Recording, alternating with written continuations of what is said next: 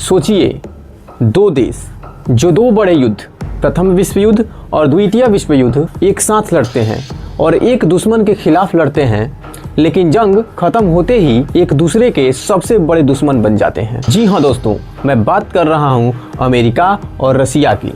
आखिर ऐसा क्या हुआ कि दोस्ती इतनी बड़ी दुश्मनी में बदल गई? आज के इस वीडियो में हम जानेंगे प्रथम विश्व युद्ध से लेकर शीत युद्ध यानी कोल्ड वॉर और आज के यूक्रेन कॉन्फ्लिक्ट तक। तो बने रहिए इस वीडियो में अंत तक। अगर वीडियो इन्फॉर्मेटिव लगे तो लाइक, सब्सक्राइब और शेयर जरूर कीजिएगा। साल थी 1914 की। पूरा यूरोप जंग की आग में जल रहा था। एक तरफ थे जर्मनी, ऑस्ट्रिया और उसके साथी देश, जबकि दूसरी तरफ इंग्लैंड, फ्रांस और रूस थे। चूंकि अमेरिका ने पहले ही साफ कर दिया था कि वह इस युद्ध में भाग नहीं लेने वाला है, लेकिन जर्मनी का मैक्सिको को पत्र लिखना कि अगर वह अमेरिका पे हमला करता है तो जर्मनी उसका मदद करेगा, यह सूचना सुनते ही अमेरिका तुरंत ही युद्ध में कूद पड़ा और फाइनली 1917 ईस्वी में अमेरिका ने जर्मनी के खिलाफ जंग का ऐलान कर दिया। और ठीक इसी समय यानी 1917 ईस्वी में ही रशियन रिवॉल्यूशन के कारण रूस युद्ध से बाहर हो गया। इसीलिए ऐसा कहा जा सकता है कि प्रथम विश्व युद्ध में अमेरिका और रूस की दोस्ती सिर्फ कागजी तौर पे थी, न कि जमीनी तौर पे।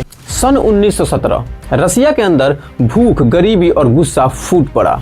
राजा को हटा दिया गया और पावर कम्युनिस्ट पार्टी के हाथ में आ गया। लेनिन और बाद में स्टालिन आता है और एक नया सिस्टम कम्युनिज्म यानी साम्यवाद की शुरुआत होती है। साम्यवाद का अर्थ होता है एक ऐसी व्यवस्था जिसमें कोई अमीर गरीब ना हो, किसी की कोई निजी संपत्ति ना हो, सब कुछ सरकार और समाज का हो। अमेरिका ने यहीं से रूस को शक की नज़र से देखना शुरू कर दिया, क्योंकि अमेरिका के लिए कम्युनिज्म एक बीमारी थी जो दुनिया में फैल सकती थी। अब आते हैं वर्ल्ड वॉर 2 पे। सन 1939 जर्मनी ने पोलैंड पर हमला कर दिया और उसके पश्चात फिर फ्रांस पर भी हमला कर दिया और दोनों को एक कड़ी शिकस्त दी, जिसके बाद ब्रिटेन युद्ध में कूद पड़ा।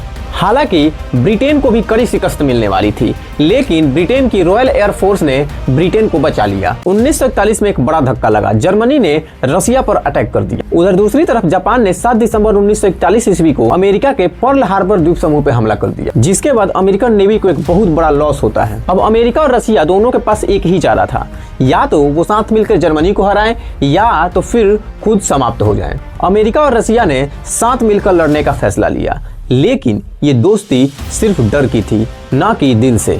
सन 1945 हिटलर मर चुका था, जर्मनी हार चुका था और दुनिया ने चैन की सांस ली। पर पर्दे के पीछे अमेरिका एटम बम बना चुका था और रसिया को डर था कि कहीं अमेरिका इसका गलत फायदा ना उठा ले।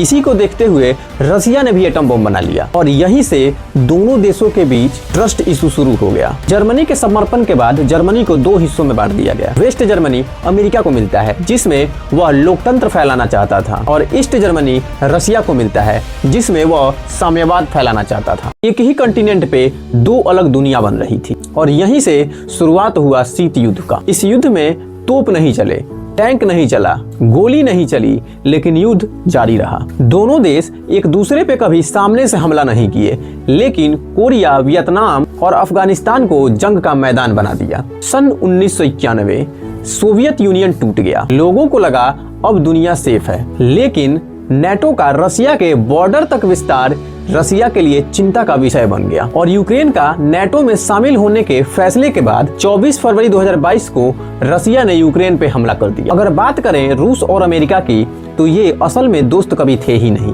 क्योंकि इनकी विचारधाराएं अलग थी। वर्ल्ड वॉर फर्स्ट और सेकेंड में इनका साथ आना सिर्फ एक मजबूरी थी। जैसे ही कॉमन दुश्मन खत्म हुआ, पावर, आइडियोलॉजी और डर ने उन्हें एक दूसरे का दुश्मन बना दिया। उम्मीद है ये वीडियो आप सबको पसंद आई होगी। अगर वीडियो इन्फॉर्मेटिव लगी हो तो वीडियो को लाइक करें, शेयर करें और चैनल को सब्सक्राइब जरूर करें और कमेंट करें कि अगला वीडियो आपको किस टॉपिक पे चाहिए। अंत तक बने रहने के लिए धन्यवाद। मिलते हैं अगले वीडियो में।